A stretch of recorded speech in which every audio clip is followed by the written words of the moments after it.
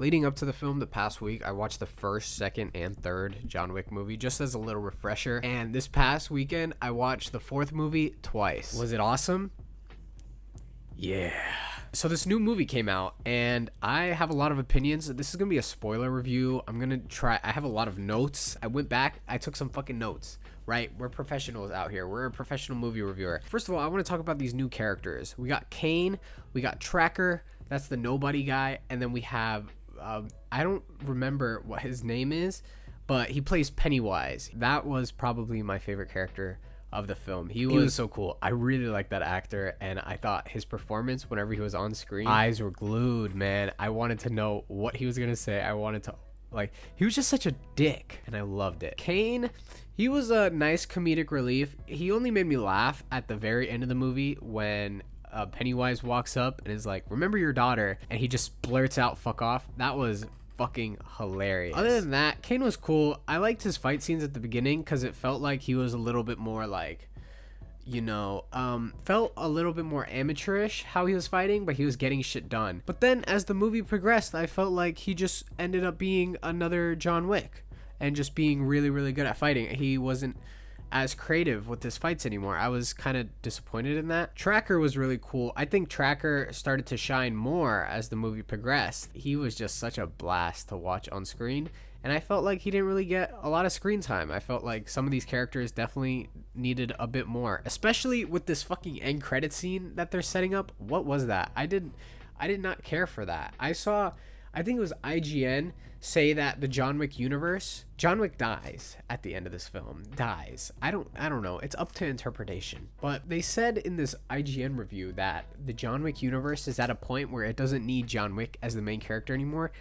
That is cap. I do not want to watch this Kane film or this daughter revenge plot. I don't want to watch that. I just don't. I don't really care for it. The action will probably be cool. Honestly, maybe I will watch it, but I don't want to watch it.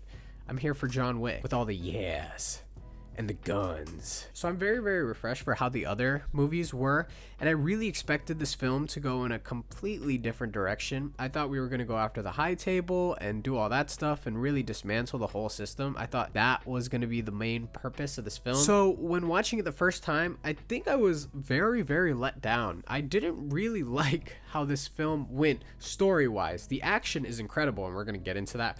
But the story that they were setting up in this world, I felt like it all just crumbled in this final film. But then when I watched it the second time, I started catching on to the fact that characters were saying that John really just didn't have a chance at this. I thought it was going to be one of those things in a film where you tell your character you can't do it, and then the character goes and does it. But this is actually, like, I guess, impossible, and the only way John would be free was if he died. And they talk about John's death a lot in this film, like actually an astounding amount.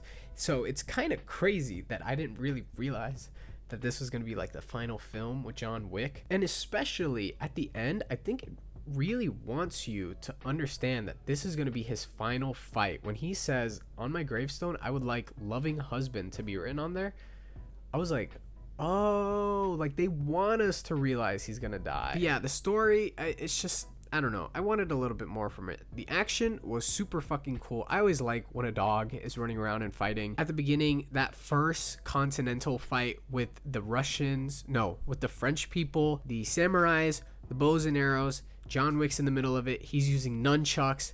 Shit is so fucking cool. And then, oh my god, at the end with the top-down perspective and the car scene when they're going around the thingy in France. I don't know what it's called. Some of the craziest fucking action I've ever seen. Some of the shots are beautiful. I definitely think that this movie gets better the more you watch it. But it is like 3 hours long, so take that with a grain of salt, okay? Don't watch it like it's some scenes drag. Oh, and the poker scene. Oh my god, the poker scene is so fucking cool, man. Wow. No, this movie was cool, but it wasn't perfect. I think I still prefer some of the other films a little bit more, especially number 3. Number 3 is so good. But yeah, I probably give this one a solid 8.5 out of 10. I really enjoyed it. Yeah. My brother and I were about to spend $30 on these tickets. Some dude just gave us 2 tickets for free.